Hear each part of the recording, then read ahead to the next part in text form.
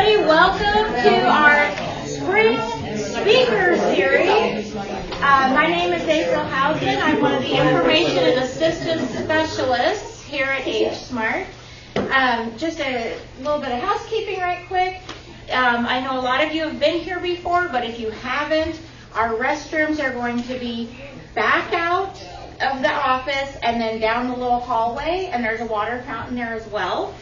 If you have not silenced your phone, you might want to make sure that you do that. You don't want to be the one. Everybody's having a Zen moment and your phone goes doo-doo-da-doo-doo-doo.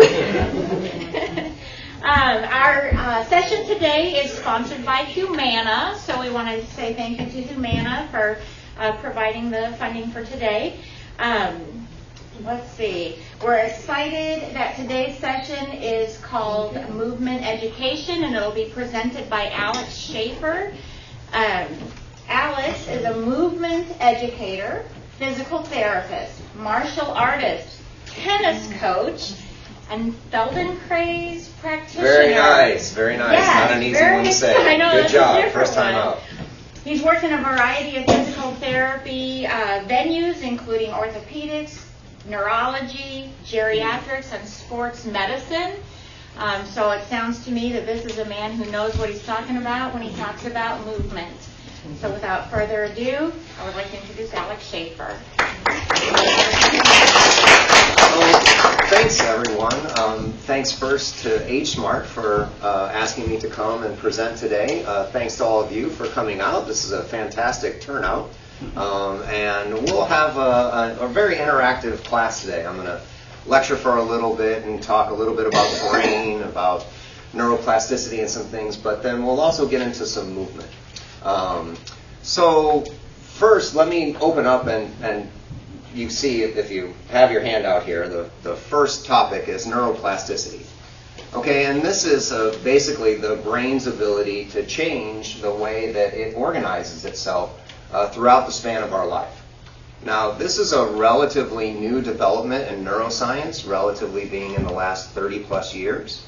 Prior to that, they really thought that the brain was hardwired, that if something happened that made a change in the brain, that was it, that if you had something that injured the part that moved your hand would no longer work again.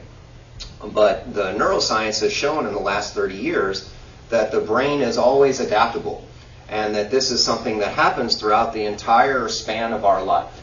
And so this was a wonderful discovery for movement practitioners specifically, because it means that the old dog can learn the new tricks, and that we have the capacity to learn and grow throughout the span of our life, regardless of what the time and gravity do to the structures of our body, right?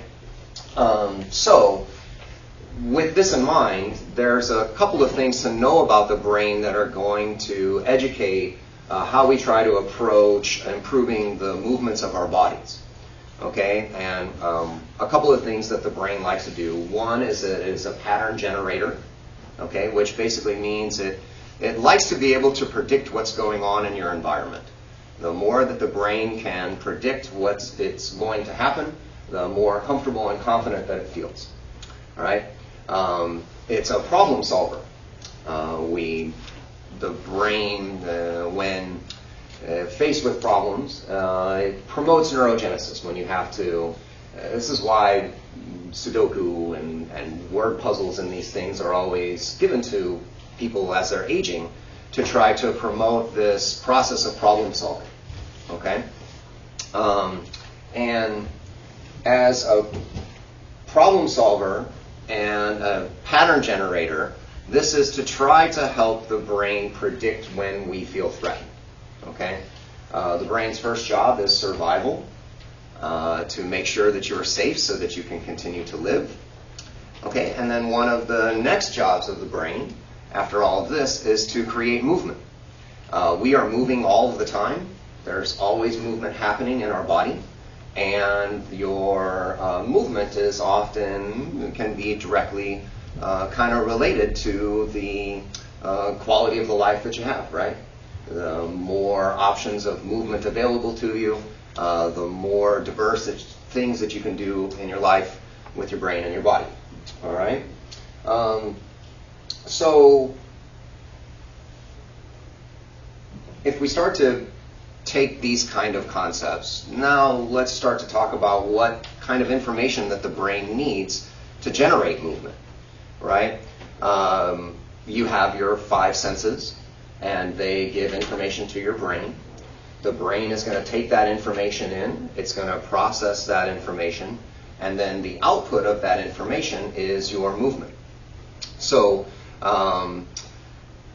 being able to get good sensory information, being able for the brain to process that information, and then for the muscles, bones, joints, and nervous system to create movement is what we would call a healthy and functioning brain. So one of the nice things, I mentioned it earlier, again, is this idea that movement is learned. Right? When we're born, there's very few things that the body does automatically. We breathe and a few other things, but the nervous system has to learn how to move. And it does this through experimentation. Right? When you were learning to crawl and to walk way, way back, you didn't have any ideas of how these things were going to happen.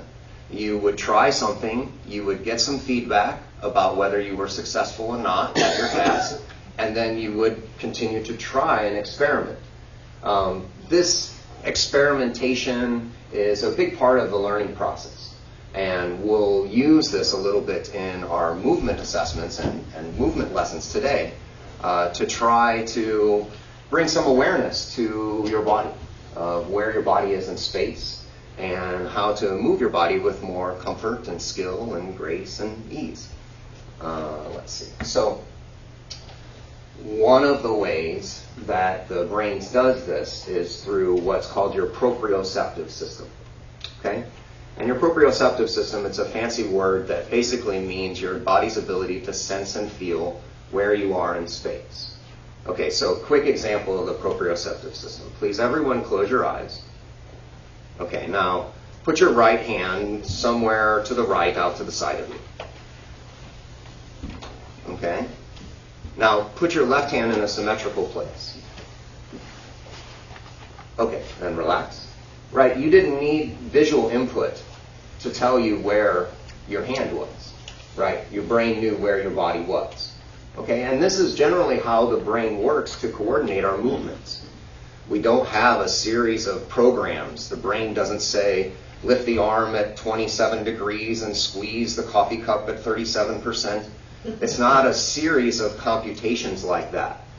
Really, the way that our movements are created is our brain has a map. It has a general image, a sense of where we are in space.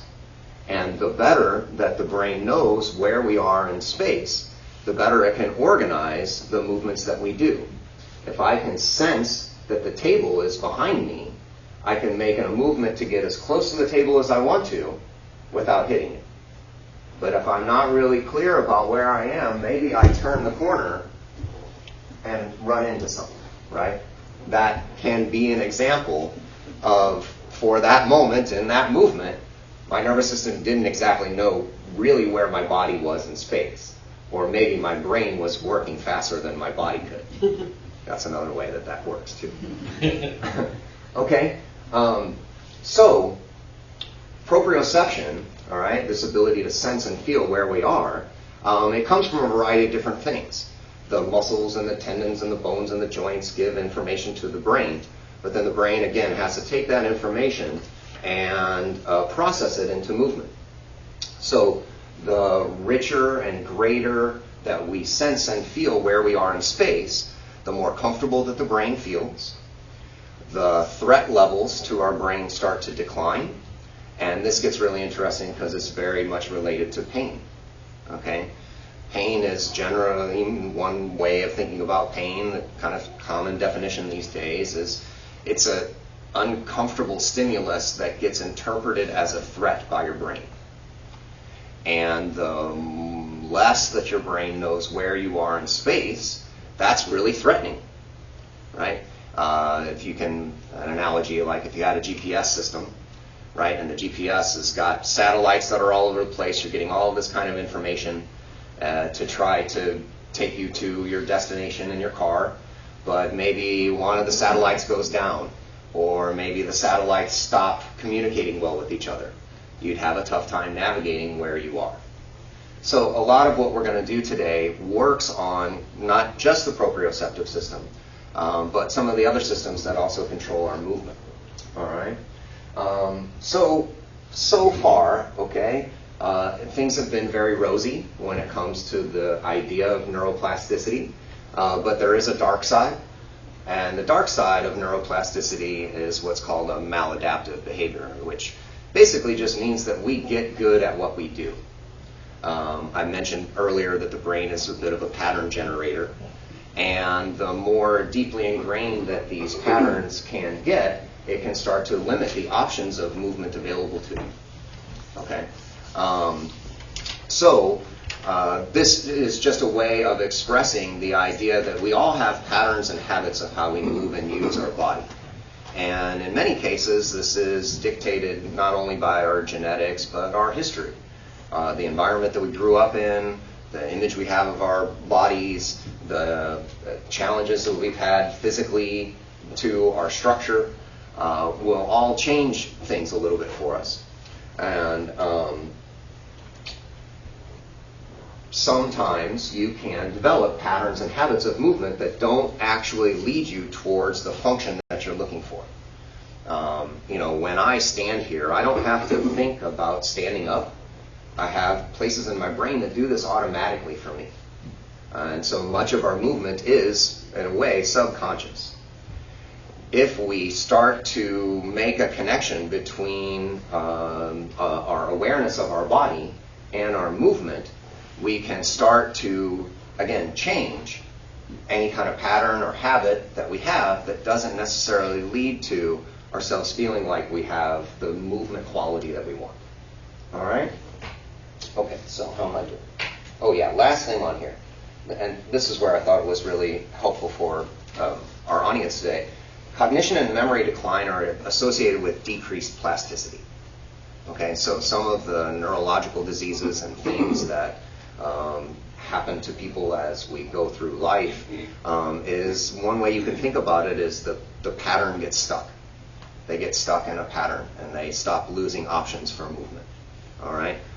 So this is where movement and not, we're talking about movement and you think, okay, can I get in and out of bed? Can I walk? Can I lift? But cognition is very closely related to movement, right? Think, feel, act. And this learning process, the better that we develop our sensory ability, the better information we can give to the brain, the better we can discriminate where our body is in space, and then we can start to make better choices about how we want to move and use ourselves. Okay? Okay. So that kind of sets the scene a little bit for some of the movement stuff we're going to do. Now let me talk to you a little bit about the types of things that promote neuroplasticity. All right? One of them, the first thing here is salience, which means it has to be important to you. If it doesn't matter, your brain won't recognize it as important and therefore won't make any type of adaptive changes in the direction that you would like to move. Number two, the learning has to be incremental. You wouldn't expect someone to sit down and be able to play Beethoven before they had a chance to learn the notes and learn parts of movement and parts of any task. And so when we start to get moving, this is going to be important because I'm going to ask you to move slow and small and gentle and easy, which in our culture isn't always necessarily approved of. We're a bigger, faster, stronger kind of world for the most part. But the reason that I'm going to ask you to move slower and smaller is because it gives your nervous system more time to sense and feel exactly what's happening, right? A big, fast movement, it happens automatically. I may not really know how I do it. But if I start to move slower and smaller, I'm going to start to get more feedback from my body about how much I'm putting weight on a foot or how fast my head goes forward relative to my chest, all kinds of information that's hopefully going to help to guide you, again, towards finding movements that feel more comfortable and easy for you. The repetitions matter. Okay, this is a little tidbit for you. If you're talking about a fine motor skill, okay, you're talking about 400 to 600 repetitions a day. If you're talking about something larger like walking, you're talking about 1,000 to 2,000 steps a day. So this even ties back into why I'm going to ask you to move in the way that we are, is because if I asked you to do 2,000 fast steps a day, oh my goodness, maybe your joints and your back and your neck and all kinds of things would hurt for a tremendous amount of time, right? But if the movements are slow and they're small and they're gentle and they're done with an awareness of your breath and some comfort, you can still get those kinds of repetitions in, and it'll do as much to help your brain understand your body as it does to actually like build the mechanical strength, okay? This is a tough one to come across, which is failure. Failure is actually really valuable for your brain to grow. If you're in a learning process and you always are correct, how are you ever going to learn anything new? So when you make mistakes, this is actually vital to particularly the cerebellum as part of your brain that kind of moderates your movement. If I want to pick up this pen and I miss it, my cerebellum is a part of my brain that is going to make the correction to find the pen. Okay? So having failure, repeating that failure, and then the real challenging part, which is enjoying the failure. They find that if people can make this change, I don't know about you, but when I fail, I usually get frustrated, I usually get angry, I usually say some nasty things about myself internally, about how terrible I am and how incapable I am.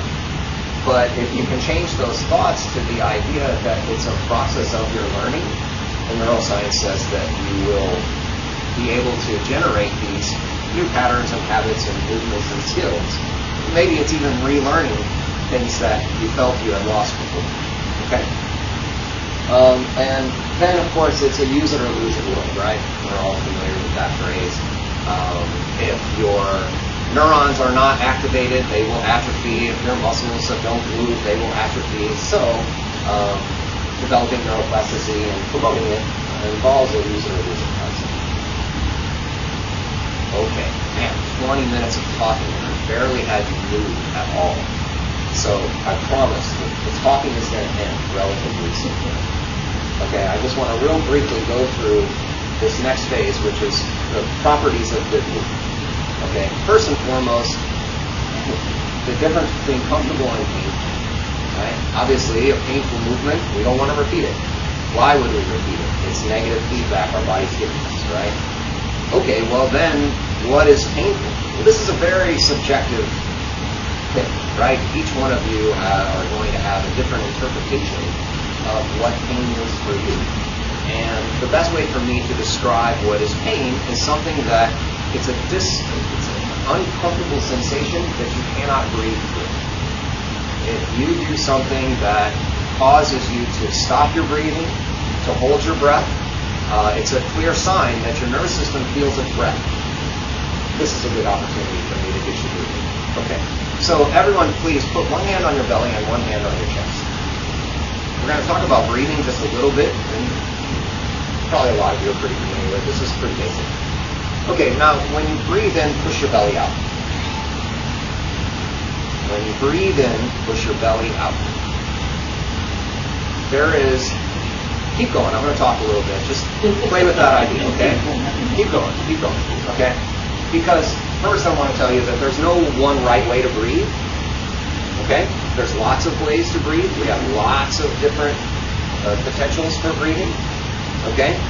But when we breathe, generally with the abdomen, okay, now we're going to do the opposite. Now, when you breathe in, pull your belly in. Okay, and listen to your hands and feel the difference between these two things. Again, there's no right or wrong way to breathe. The fact that you are breathing means you're doing it well. Okay? Everyone's doing good breathing in here. But the range and capacity for breathing is a very, very vital kind of thing, right? Everything needs oxygen. The brain is the most oxygen-starved organ of our entire body. It takes up to 20% of the oxygen that we need. So our ability to breathe is exceptionally vital. Okay, now go back to breathing. When you breathe in, push your belly out. When the breath is a little bit more abdominally based like this, it's generally going to kind of lower the threat levels in your brain, right? One way we can think about the way the threat levels in your brain work, you have a sympathetic versus parasympathetic. You have a fight or flight response versus a rest, restore, recover response. When the breath happens comfortably, you're in a parasympathetic state. If your breathing starts to get a little bit rapid, or you start to hold your breath, it's the almost subconscious warning signals that you're about to do something your nervous system isn't entirely sure it's ready for. Whether it feels a threat because of the amount of power or strength you need to do, or whether it feels a threat because of the environment. Maybe it's walking in an uneven terrain. So the comfort of your breath is absolutely vital to everything that we're going to do today. If you find that you are holding your breath, if you find that your breathing is getting shallow or rapid, please just pause, just rest. Don't do any more movement, or do the movement slower and smaller. The comfort of your breath is absolutely essential, because as soon as your nervous system goes into a protective mode, all kinds of the old patterns and habits are going to jump up, and there's really not much space for any kind of learning to occur. Okay? Okay. Now, let's breathe through the rest of these, because I covered kind of breathing as a barometer for comfort. We did some abdominal and chest things. Okay, some other properties of good movement. Good movement is organized by the muscles in the middle of the body. The biggest muscles in your body are in the middle. They connect to your thighs, your pelvis, your lower back, and your chest. Okay, so when the movements happen, when they originated from these places, it tends to carry the limbs of the body much easier. Movements that lengthen the body in general, right? If you see dancers and ballet, athletics, people that are very, very athletic, sometimes it's beautiful to watch them. They look very effortless, right? And that's in part because their movements end up lengthening their body. Any movement that shortens and compresses the body restricts your movement abilities, and it puts wear and tear on the joint. Okay? Okay. And then the last thing is a little bit of biomechanics, which is that good movements use the skeleton. Okay? When we talk about alignment, if you've been to physical therapy before, you know, you've done exercises, and there's always alignment concepts that people are talking about, and generally that's to help you to use the densest structures in your body, which are your bones, to carry the weight, right? If my musculature doesn't use my bones very well, then my muscles have to work really hard to hold my bones together, and it takes a lot more energy. It puts a lot more pressure on the body. Okay? Okay. So finally, I'm tired of talking. I want to get all of you into some movement. Okay? Okay, so maybe put the papers somewhere. Everyone's going to sit. Okay, please bring your feet about hips width apart. Okay, take a moment and let your knees move a little bit in and out. Because you just want to find a place where you feel like the knees can balance and it doesn't take any kind of effort. Okay.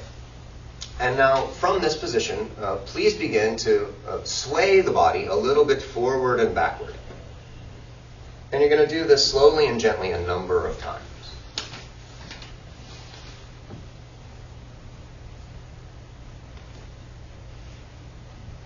First, just listen to your breathing.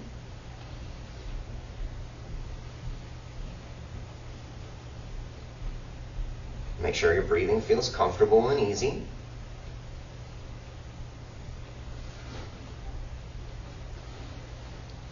Listen to the hips and the pelvis. Notice any forward or backward movement of the knees. I'm going to give you a lot of cues and ideas, and it doesn't mean that you're going to sense and feel everything that I say to you. It's just a way to kind of lead your experience a little bit.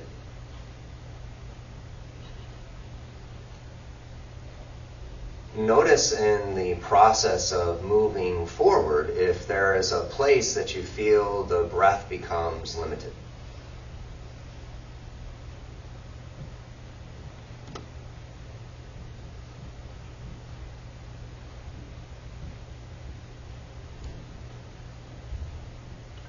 Okay, good. Now just relax and rest there for just a moment.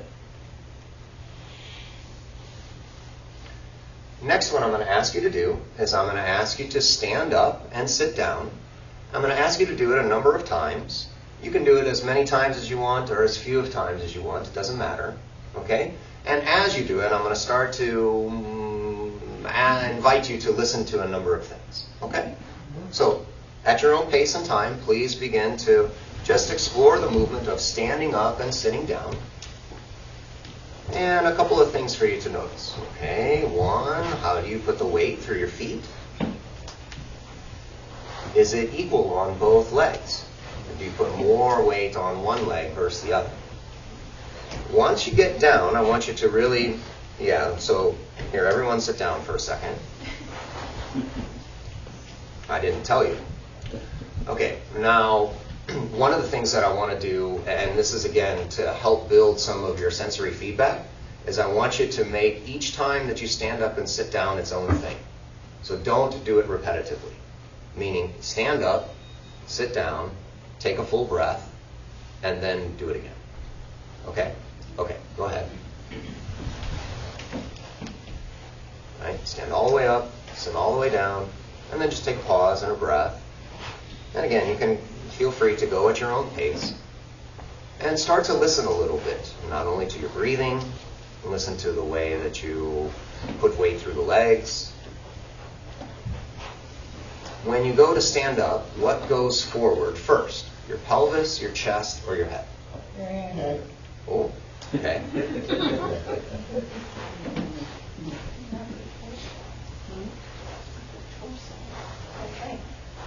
It might be different for different people in the room. Try it the different ways. What if you took the pelvis forward first? Do that and see what it feels like.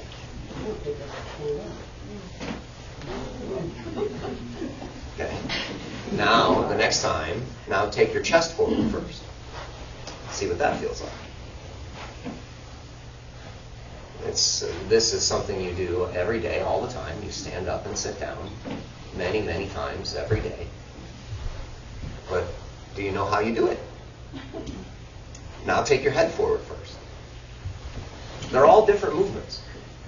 The function is the same. You stood up, but you did it in different ways, right? Oh, if any of them don't feel good to you, this is great information because now you know what not to do, right? Knowing what not to do is just as valuable as knowing what to do. If any of those particular variations didn't feel good in your body, oh, it's not good movement for you, right? If it generated discomfort in your knees or your back or your neck, anywhere, right? So, most of the time, many people, okay, when we're coming from a sitting to a standing position, okay, I have my base of support, which is my feet, right? And I have my center of gravity. The center of gravity is generally located right above the pelvic bones, just between your belly button and where the top of your pelvic bones connect. All right? And essentially what I have to do is I have to get my center of gravity over my base of support somehow in some way. All right? One of the most common mistakes that people make when they try to do this is something about, maybe it's the verbiage of stand up, but they really think vertical. And if I try to move vertically, I won't be able to bring my center of gravity forward over my base of support. Okay? I'm going to have to move forward before I can get upward. Okay? So, I have a couple of tips here for this, right? First one, go forward to stand up. Okay, so everyone please, to the extent that you're interested and available for it, stand up and sit down a couple of times with the idea that you're going to go forward. Don't go up. Take your body's energy forward. And listen to what it does to the way you feel and how you stand and you sit. You're dizzy. Okay, so this is good feedback to have, right? If you get lightheaded or dizzy with something, it's generally, there's an oxygen deficit somewhere, right? Another common thing that starts to happen, right? When we start to move our head forward, your head starts to go down, okay? Well, one of the most deep instinctual reactions to your head going towards the floor is to pull it up and away, okay? Well, this starts to get me I start to do a movement that doesn't necessarily connect to the function that I want to do. If I'm trying to bring my center of gravity forward, but the muscles in the back of my neck contract, now a big part of me is moving backward. And unless I have enough willpower or momentum or strength, I can't get up. Because I'm moving forward, but when I contract the base of my neck, that pulls my head backward, that contracts my spine too powerfully, and now my forward momentum gets stopped, and I can't keep going forward. Okay? So this gets to one of our other kind of tips here, okay? Which is, do not contract the muscles at the base of the skull. Okay, so here, try this. Okay, everyone, take your chin and push your chin forward like this. Okay, good, now relax. Okay, now that's a powerful contraction of those muscles at the base of your skull. My chin was on a shelf and I took my chin forward like this. These muscles back here would get very, very tight. Okay? Okay, now, don't do that. Okay, now, once or twice, for those of you that are interested and it's available, stand up and sit down once or twice with the conscious idea that you're going to relax the musculature at the base of your neck. You're not putting your chin down. You're not stretching it. You're just not doing anything with that particular part of the spine. Okay? So anyone interested, try it out.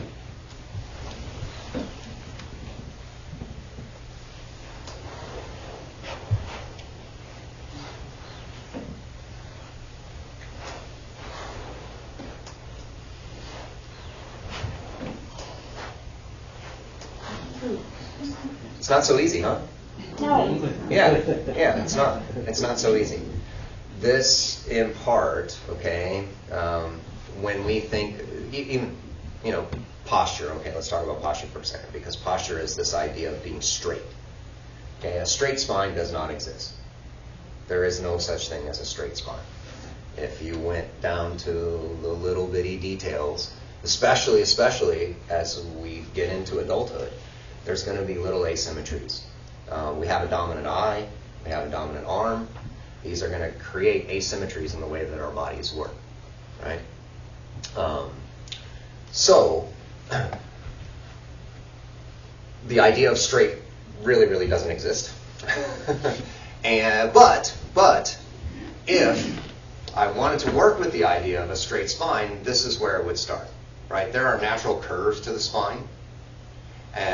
When I start to contract one curve in my spine, it tends to create contractions in other curves of the spine. When you leave this little area at the base of your skull soft and non-engaged, it generally will do a nice thing, which is to keep your spine relatively straight, right? If, for example, I were to lead with my head to try to stand up, right, I'm going to fold my chest down onto my ribs, and that's going to create a downward force. But that's opposite of what I want to do. I'm trying to stand up. So if our actions lead to our function, this helps to make things feel more comfortable and easy. Okay, another one on here. Don't push your legs down.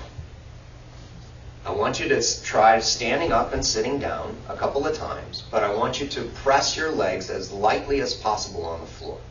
Don't push your feet down. Now this is impossible, right? This is impossible, right? This is impossible, okay? But one of the most common mistakes that people make when they're trying to get up and down, okay, especially getting out of the chair, is if you push down into the ground, your energy, your effort, your muscular activation goes down. But you're trying to stand up. You want your skeleton to go up, not down. What happens, okay, if you press very powerfully into the legs, what tends to happen is it tends to push the pelvis backward. Okay? And if the pelvis gets pushed backward, you can see, if I do it, my spine gets round, I get curved. Once again, I get closer to the ground, which means I have to have a lot of power to try to get out of that position. It again rounds the spine. Okay, so a couple of times, stand up and sit down with the idea that your feet are just going to float. That you're not going to actively press. Now, of course, you're going to feel weight come into your legs, but don't do it consciously. Okay? Try it out. I can talk all I want, but your experience of it is what matters. Right? Your experience of it is what matters.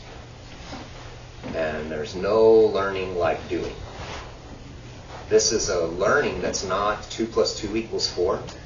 Okay? This kind of learning that you do with your body is not about intellectual capacity.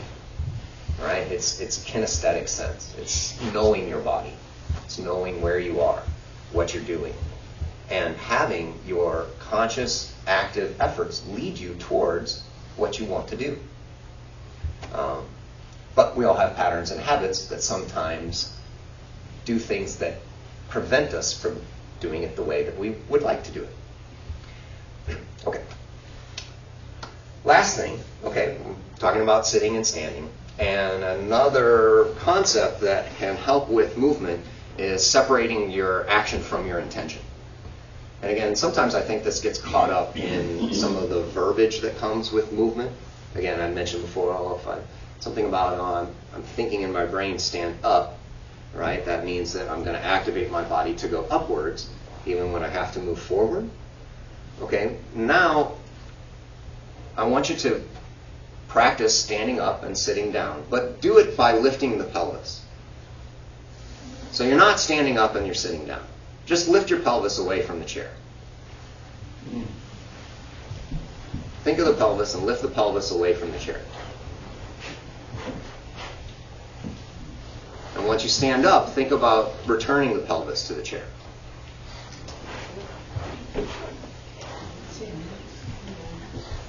Oh, yeah, so, yes.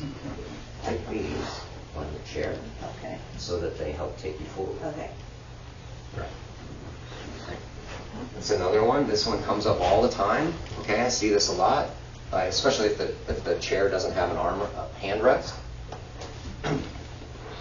If your hands are on your thighs, you're going to push down, right?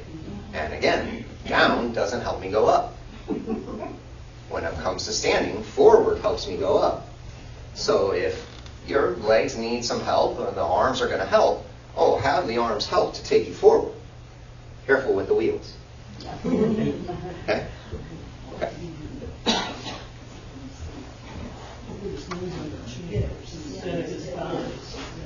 Right? Oftentimes, again, this is separating the action from the intention. And as these two things start to blend, as they start to get more similar, the movement will feel better and better and better. But it's a neat idea that can give you some different kind of feedback, right? By changing the action from the intention, maybe you activate yourself in a different way that actually feels a little bit more comfortable. Okay. So that was all sit to stand. And this is the same as squatting. These concepts would apply to squatting as much as getting up and down out of a chair. Okay, so the next kind of movement exploration that we're going to do is going to look at balance. All right, and yeah, of course. So, what is the ideal way to stand up then? All of those. Do all of them. They're all of those things basically direct you towards the same way of doing it. Generally speaking, right? Generally speaking, if I had an ideal way, okay, in a perfect world, one, my legs would work equally. Both legs would help support me equally, right? If you have a leg that's not working well for some reason, generally what tends to happen is you'll carry your head over the stronger leg because it doesn't put as much weight on the other one, okay? But in a perfect world, you'd have weight equally on both legs, all right? The spine would stay tall. Does someone have a cane I can use? You have a cane. Can you use this? Okay.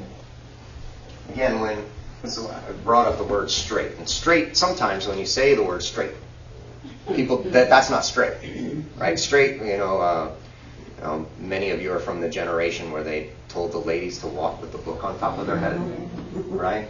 Well, it's not bad because it's just a sense that you're vertical, okay? But it's odd because there's only a couple of bones in the entire structure of your body that are actually vertical. One at the base of your neck and a couple of them in the middle of your ribs. But the rest of the body's got all kinds of curves in it.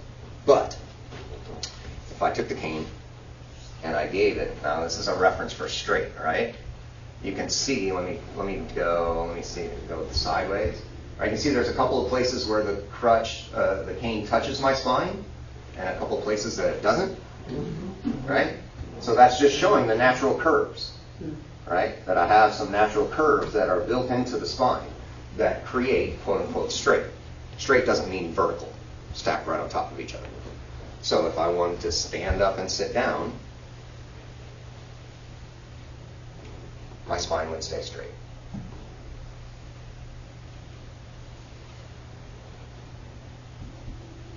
I'd hinge at my hips.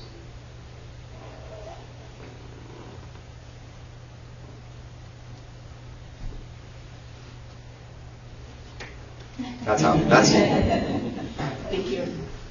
Until you leave with your chest. Nope. If anything, okay, this is odd for people sometimes. Your hip joints are here, Yeah. right? The pelvis is here, but the hips are here. So if you hinge at the hips, if you hinge at the hips, that starts the process of having the spine be neutral. Now, there's only so far the pelvis can go before something would change, but those natural curves would stay the same throughout the process of standing up and sitting down. Okay?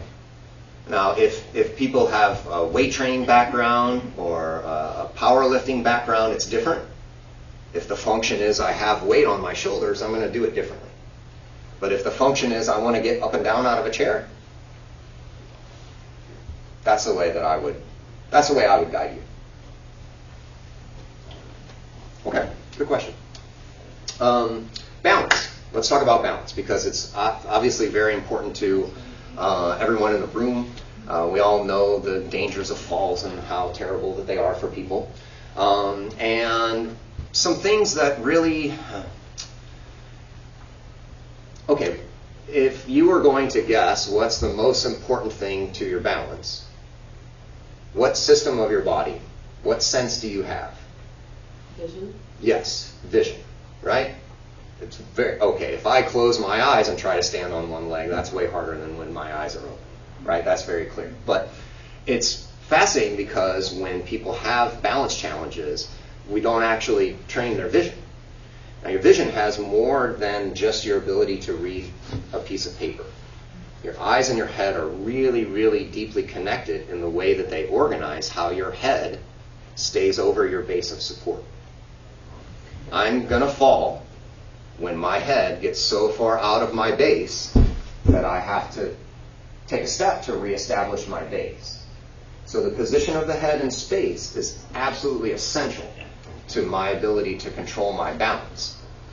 And there are two systems, your visual system and what's called your vestibular system, that are the main components that coordinate your balance. Now there's a third system that we've talked about already, which is the proprioceptive system, right? That's the mechanical ability, that's the strength in your joints, that's the alignment of the joints, that's the position of the joints, all of that kind of stuff. But it gets interesting because your proprioceptive sense, when you go to most places and they want you to get balanced, what do they want you to learn balance? What do? They put you on something more unstable.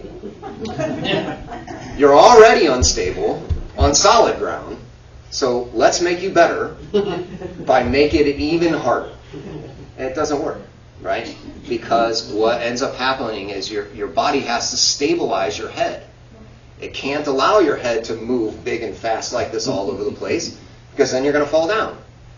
So your visual and your vestibular system, I'm saying all this to hammer home the point, that if balance is something that you want to improve, we have to train your visual and your vestibular system.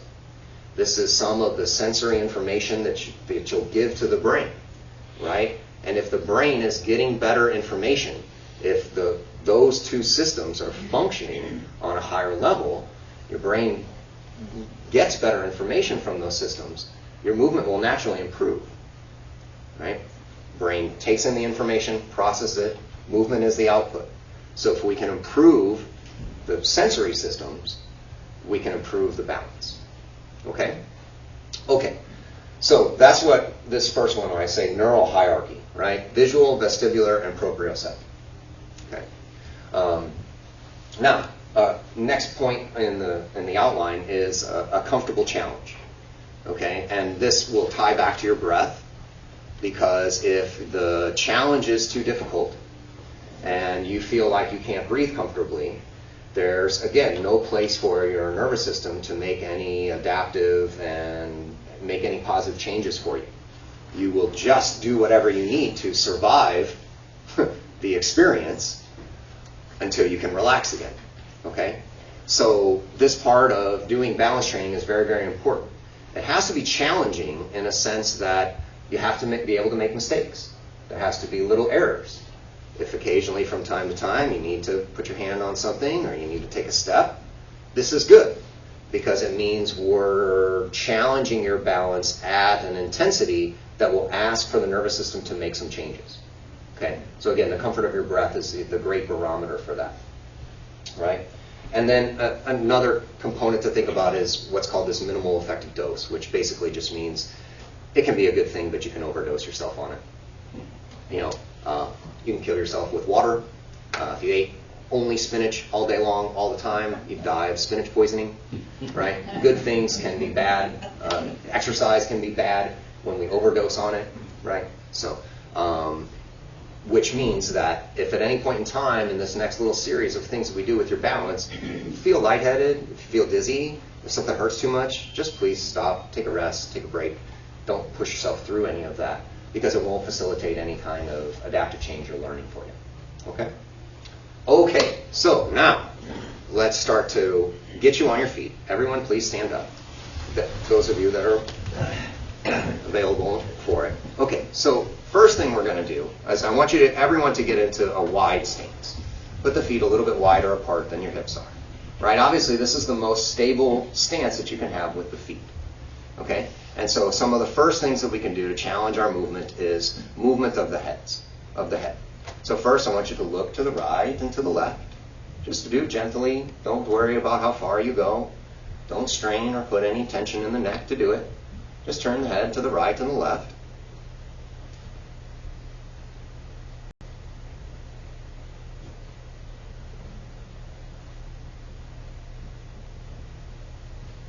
Great. Okay. Next one is you're going to look to lean the head to the right and the left.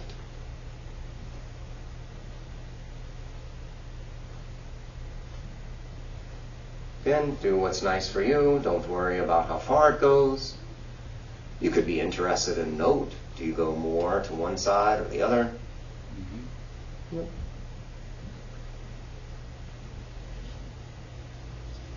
Okay, now look up and look down. Move the head up and down.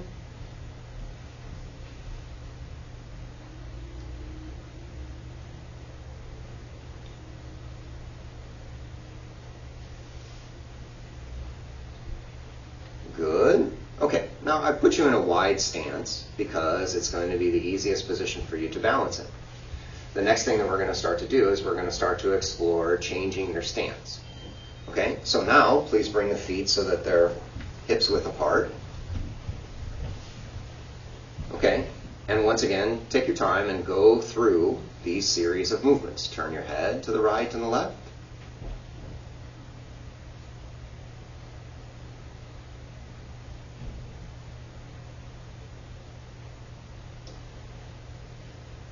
Okay, now lean your head to the right and to the left.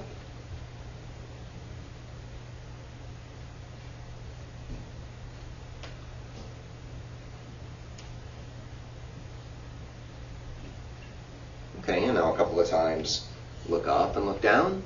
Move the head up and down.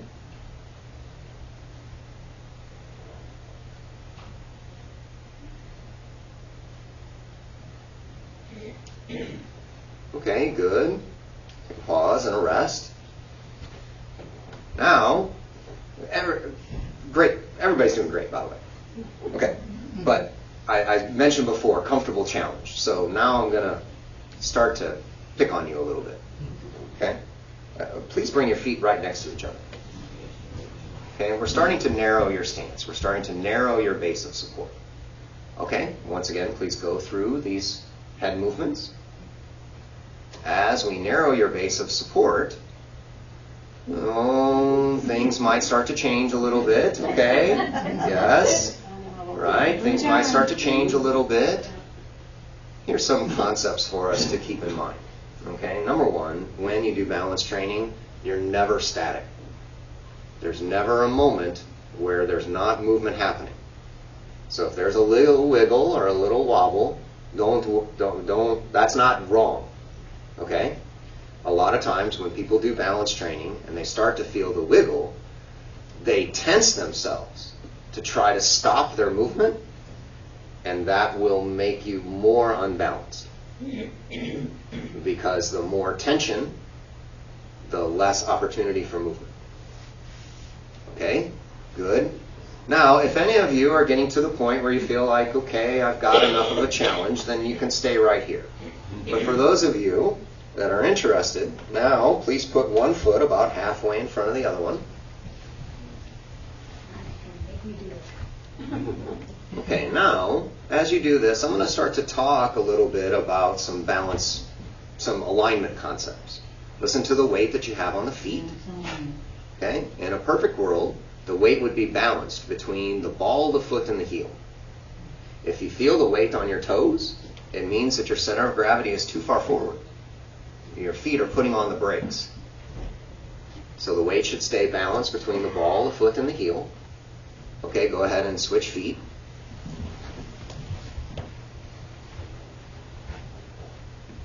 Again, most people are asymmetrical. So if you're really listening, you'll probably feel a difference between the two sides. And when you only have two of them, one of them has to be better and one of them has to be worse, right?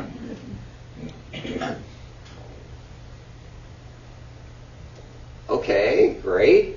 Everybody make your feet comfortable, relax, fiddle around a little bit, move around, relax things a bit. We're going to progress you in a couple of ways here.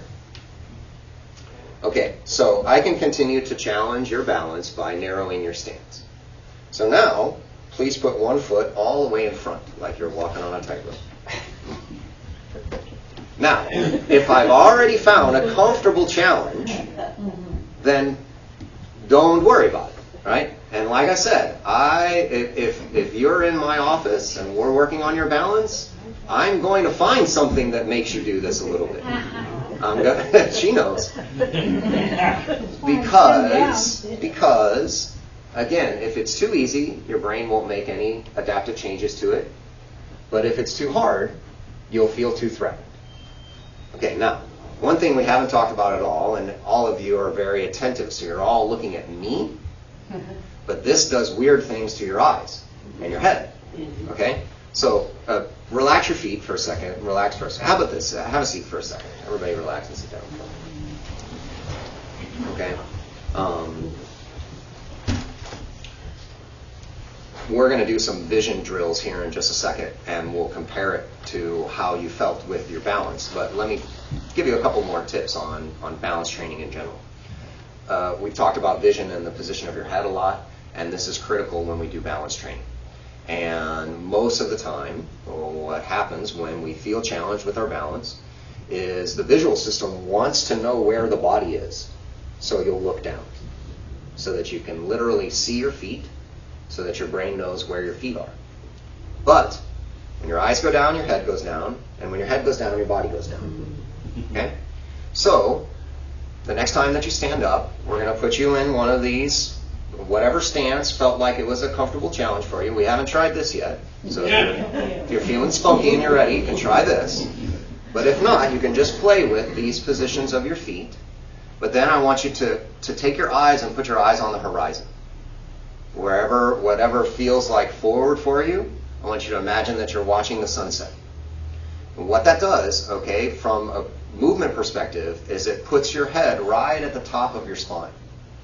So that your head is not forward of your shoulders, which then starts to take your center of gravity forward. Or, if you're having to look at me and turn your head, now we start to imbalance the position of your head. So, one more time, everyone stand up, find one of these foot positions that felt like a comfortable challenge for you, and then just put your eyes on the horizon.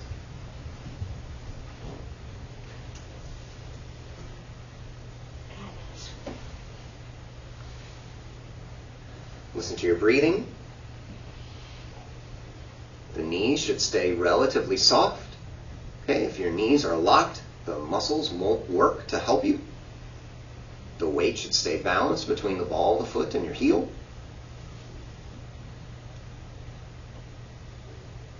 Brilliant. Okay, have a seat again. Take a pause and a rest. Okay, so everyone has a pencil. We're going to do a vision drill. Okay? And everyone has a pencil. And we're going to do a vision drill called a pencil push-up. Okay? And let me show you and talk you through it, and then I'll give you a little bit of time and you can do it for yourself. Okay?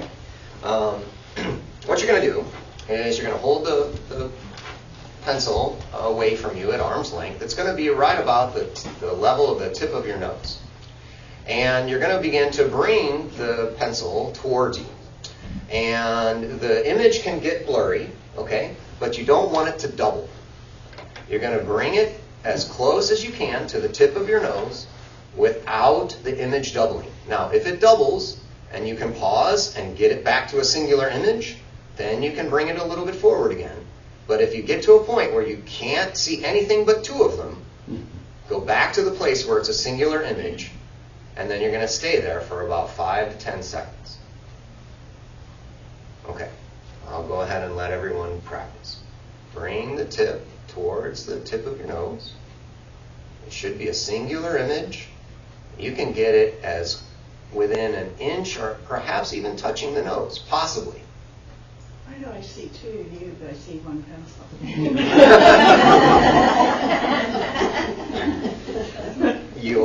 Your eyes, this is focus. What we're doing here with this particular drill, okay, is we're working on your eye's ability to do what's called convergence and divergence. Okay? When you need to see something nearer to you, the eyes get a little bit closer together. When you need to see something farther away from you, the eyes get a little bit further apart. Okay, this becomes really, really important for us as time goes by, right? This is like driving, like the ability to gauge distance. This is something that we use for depth perception. If I had you buddy up with a partner, you might see differences in how well the eyes move. You might see one eye move faster than the other one. You might see one eye move a little slower. Once you get close to the tip of your nose, and it's the singular image, you're going to pause there for about 5 or 10 seconds, and then keep your focus on the pen, on the pencil, and move it back away from you. Okay, but the tip of the pencil at the tip of the nose.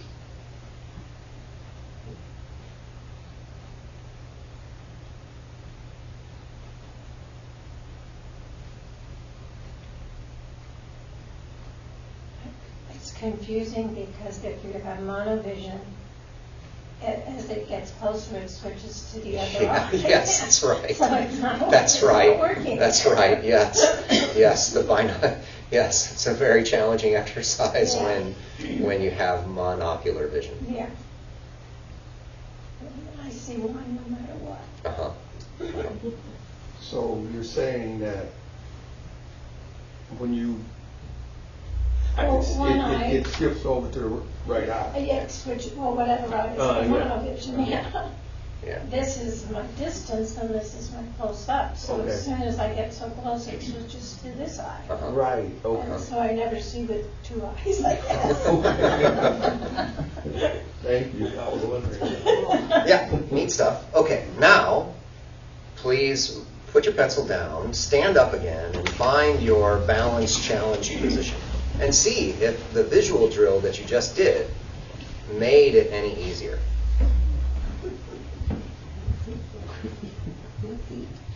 What is easier? Easier could be, oh, I don't feel as much wiggle.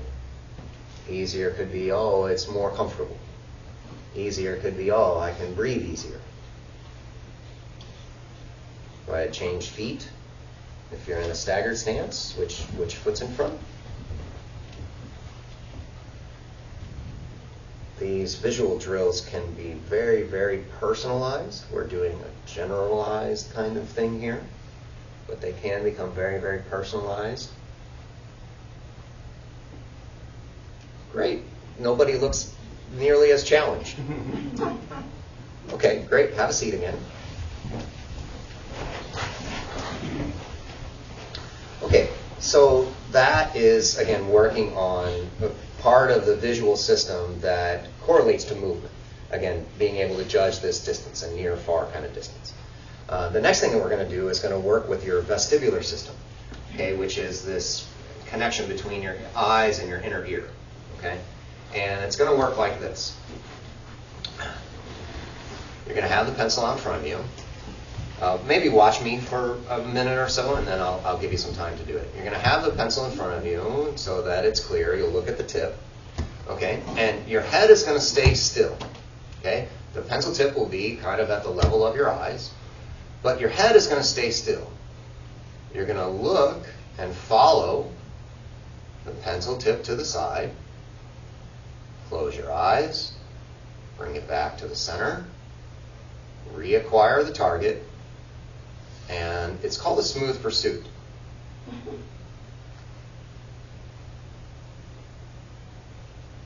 There's something that's important about this, which is how far you take the pen. Okay? Watch this. If I take the pen over here, I always want, when I do this drill, I always want both of my eyes to be able to see the pen. When both eyes are engaged, it stimulates the vestibular system much more. If I move the pencil too far to the side, if I move it over here and I close this eye, I can't see the pencil, I moved it too far. Okay, so there I can see the pencil again, so that's how far to the side that I need to move it. Okay, that's the only kind of real stipulation in the size of the movement. Okay, if you tell me, okay, just look with your eyes, well, at some point, if I take it all the way over here, this eye's not seeing it at all. I'm only seeing it with this one. I need to see it with both eyes. Okay? What we're going to do is we're going to do one direction. Since most people are right-handed, sorry lefties. Most people are right-handed, we're going to go to the right. Okay? So you're going to acquire the target. Your head's going to stay still. Your eyes are going to track the object to the right. Or left. Or left. Yes. You'll close your eyes. You'll bring the target back in front of you. You'll open your eyes, and you'll track it again. We're going to do 5 repetitions, okay? Your head stays still. You do not turn your head. Remember, the pencil can only go so far. Listen to the tracking of your eyes. Are there parts that you lose track of the pencil?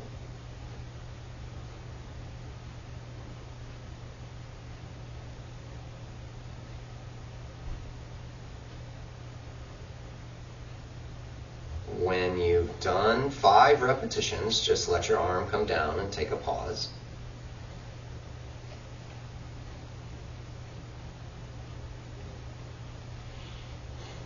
This sounds simple, but it might not be easy. Okay, now, once again, please stand up and get into your balance challenge position. Now, maybe you're getting so much good information that you have to find a different position to challenge yourself. Maybe. Find something, and more, maybe. Some of this vestibular work translates into a different sense of your balance. It may be different from one side to the other. It's hard for me to predict how all of your nervous systems are going to respond to this, because we're all different. Switch the position of your feet. See if maybe it's this side that got different or better.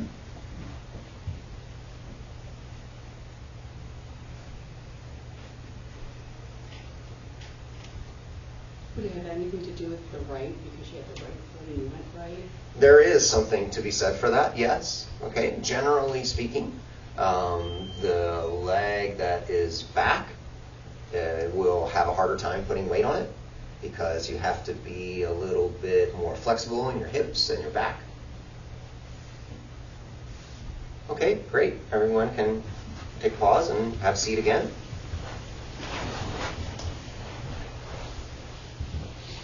Okay, let's do 1 repetition now to the other side. If you did it to the left side before, go to the right. If you did it to the right side before, go to the left. Again, the head will stay still. Only the eyes will follow the target. Once you get to the side, you'll close your eyes. You'll bring the target back in front of you. Open your eyes and reacquire the target. There's probably about a 45-degree arc. If your arm is all the way out to the side, I highly doubt that you're seeing it with both eyes. Or you've moved your head and you didn't notice, which is a lot more likely, right? This is a very deep reflex in our body.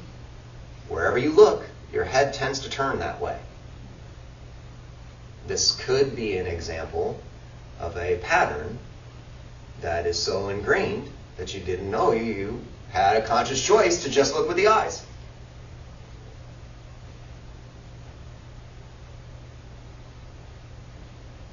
Okay, and when you've done a handful of repetitions to that side, then go ahead and stand again, try your balance position, see what it's like.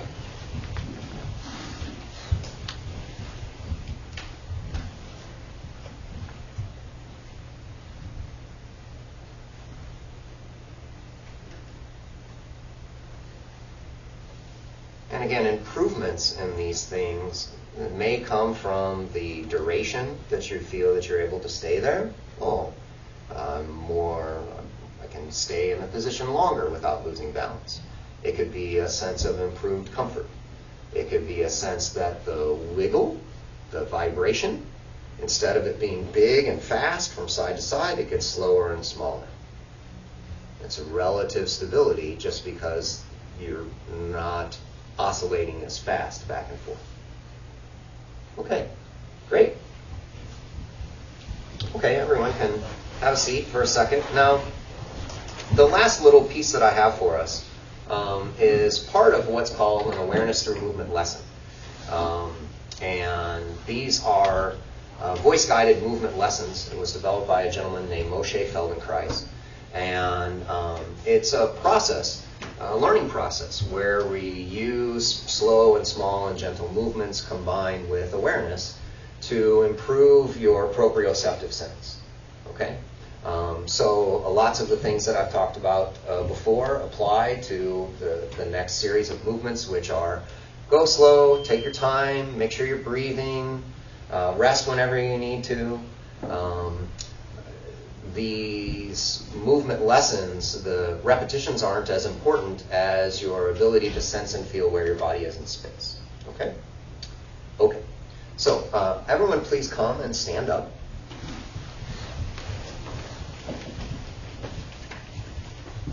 Okay, please make the feet more or less parallel, right? Meaning that the foot is in line with the heel, right? Not like this or not like this. Make it so that the foot is in line with the heel, and the feet will be comfortably spread. Okay, and first just gently begin to shift your weight a little bit to the left and a little bit to the right. Again, listen to your breathing. Make sure it stays comfortable and easy. Don't worry at all about how far you go. It's not about how far you go. Okay, and now I'm going to ask you to do something very specific with your breathing. Anytime that you're bringing weight on to a leg, I want that to happen while you breathe in. And then when you're ready to exhale, the exhale is going to happen in the transition between the two sides. So anytime you're bringing weight onto a leg, you're inhaling, and then you're going to exhale as you shift in between.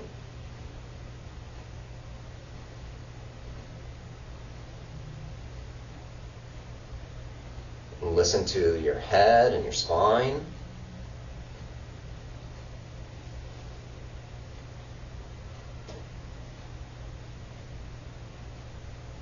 Most people are going to have their head start to move side to side in space.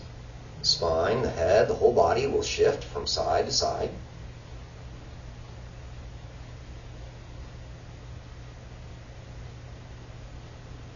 Now, please do the same thing. You're still breathing in a way where you're inhaling as you bring weight onto the leg, and you're exhaling as you transfer the weight off of the leg. You're always inhaling when you come onto a leg, but now do it by way of the head being fixed. If you could imagine that strings came from the ceiling, they came from the sidewalls, they're going to hold your head relatively fixed in space while you shift the weight. Right? The head and the spine's not going to go side to side like we did a moment before. The head's going to stay relatively still. But you're always inhaling as you bring weight onto one leg, and then the exhale is in the transition.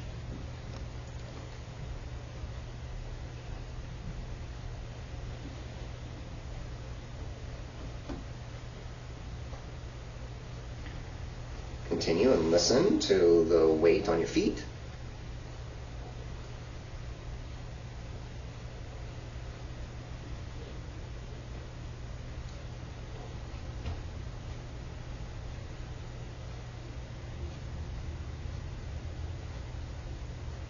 Now, release the head, allow the spine to once again shift from side to side.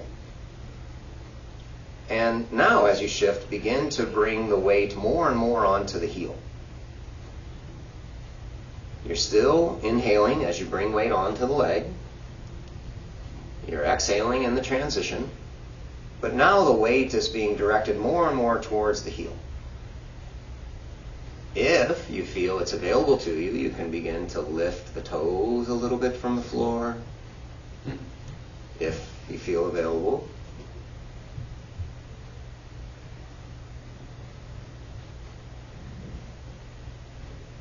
If you're really feeling spunky, you can try to lift the toes and the front of your foot from the floor. This happens as you bring weight onto the leg, as you inhale. Again, the whole spine is free to move.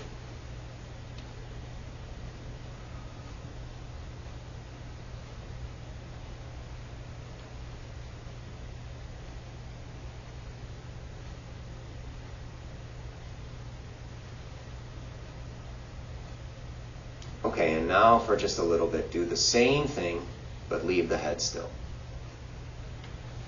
Some magical strings come down and they hold your head immaculately fixed in place. It's not rigid. You're not tensing to do it, but just so that you can notice if movement happens for your head. You're still shifting the weight. You're still doing it when you breathe in. You're still lightening or maybe lifting the toes, or at least having the weight come towards your heel.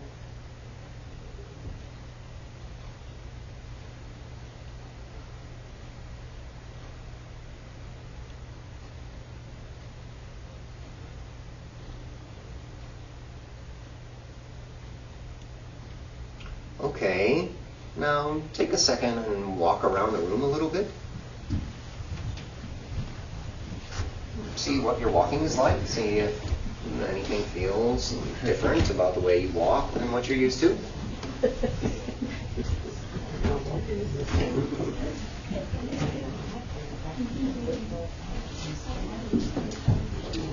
The little piece that we just explored is functionally applicable to walking. Talk about that in just a second. All right. Go ahead and make your way back to where your chair is. And if you're still feeling curious and interested, I'll have you stand again. If you want to rest and just imagine the things, you can do that too. Okay, again, your comfort is very important here. Okay, so once again, begin to shift the weight to the right and the left like you did before. You know, maybe it's already gotten a little bit easier, a little bit smoother. Let the whole spine shift from side to side. The head is free. Again, do it in such a way where you're breathing in whenever you come on to the leg, whichever leg it is. You're breathing out in the transition. But anytime you're bringing weight onto a leg, it's happening while you're breathing in. This begins to tonify the leg to help it to begin to accept weight. Okay, now please do the transition by way of a movement of the pelvis behind you. So it's a little arc. So you're standing here, you're shifting your weight, but now when you shift the weight, the pelvis goes a little bit backward to come onto one side. Anytime you shift the weight, it's by a movement of the pelvis and a little arc backward. Again, you're still inhaling when you bring weight onto the leg, exhaling in the transition. For now, we'll let you have your spine and your head free to move.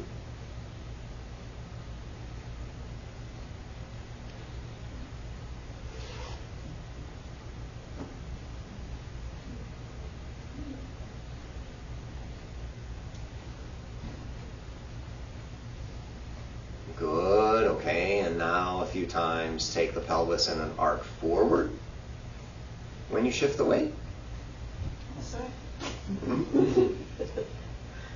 Well, forward, it tends to be more challenging than backward for all of us. Okay.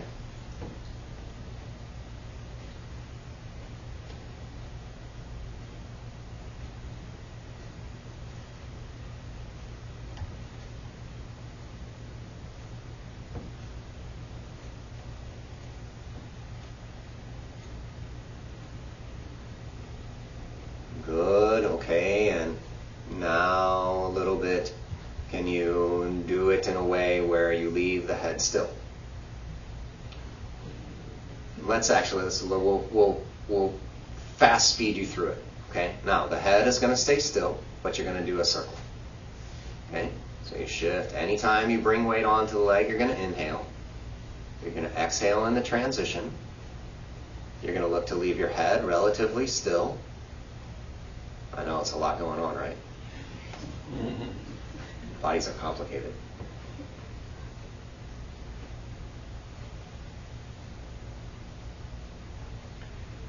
This is a walking lesson. This is a lesson for walking. Now, what on earth does this have to do with walking? whenever I walk, when I put weight on a leg, one thing that my body has to do in a perfect world, okay, is my body would really carry myself over the top of my leg. Okay. When you match your inhalations to this process of weight bearing, you're literally lifting yourself, right? Inhalation is an expansive movement. Exhalation is a compressive or a concentrating movement. When you inhale upon weight bearing, you're literally training your body to get taller onto the leg. Okay? Walk around a little bit, see what it's like to walk. It's a very, very short lesson. Just so you know, like if we did this at the office, we'd take 45 minutes or more for it.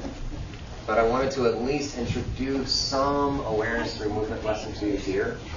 A lot of the lessons that I do at the clinic are going to be with you lying on the ground, lying on a table, lying on the floor, where we get out of the gravitational field and we don't have to worry about it too much. But it wasn't really applicable to today, so I thought we'd do a little bit of a standing lesson. Okay.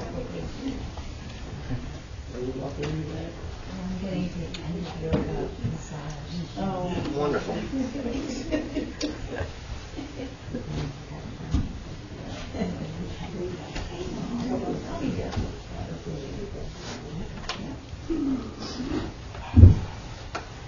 I want to thank everyone for coming. I just have a couple more things that I'll want to make sure that I mention. There's a handout there. I do have a manual therapy practice.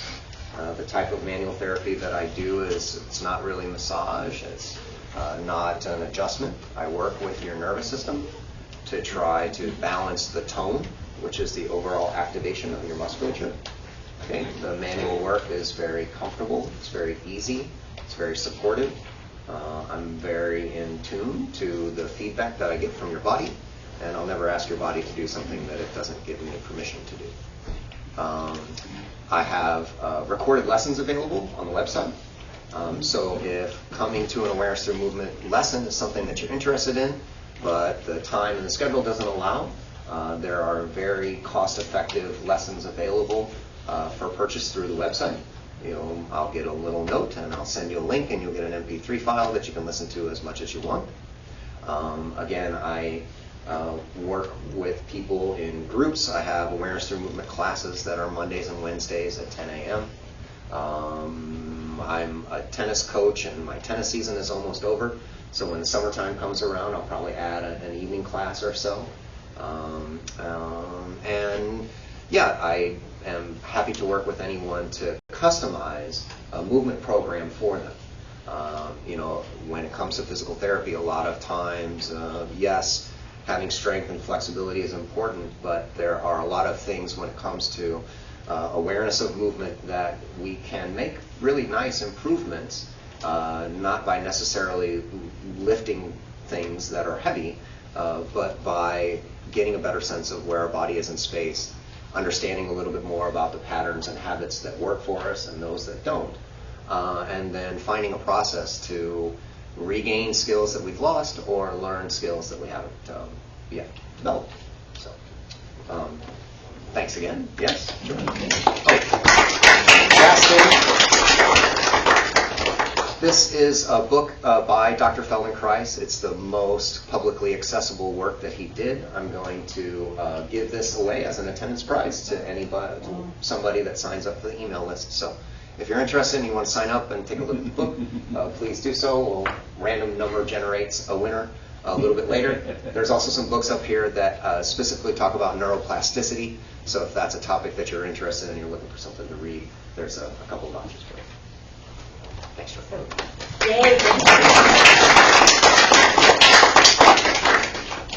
Many of you know me. I'm Joy. I'm the CEO for Age Smart Community Resources, and thank you for coming to the series. If you want to come to some of the 4 other sessions, they're listed on the front desk, and you can also sign up for those. So we'd love for you to join every one of them. We tried to flip the script on aging and do things just a little bit differently. So it's a fabulous series. I want to mention that on Monday, just to build on what Alex was talking about today. We're doing, Oasis is doing a Matter of Balance session. It's May 5th through June 23rd, 10 a.m. here. And it's a great opportunity for you to learn more about how to prevent falls and increase your balance. This is funded by H-SMART through the Federal Older Americans Act, so it's free to you, but it's a great evidence-based, tried and true balance program. So you can also pick one of these up. Missy's got them in the corner there, and you just have to call Oasis to register. So we really highly encourage you. This is a fabulous program. People go through the first 8 sessions, and then they say, I'm going to do that again. So that's a good thing. So I encourage you to do that. And thanks again to Alex.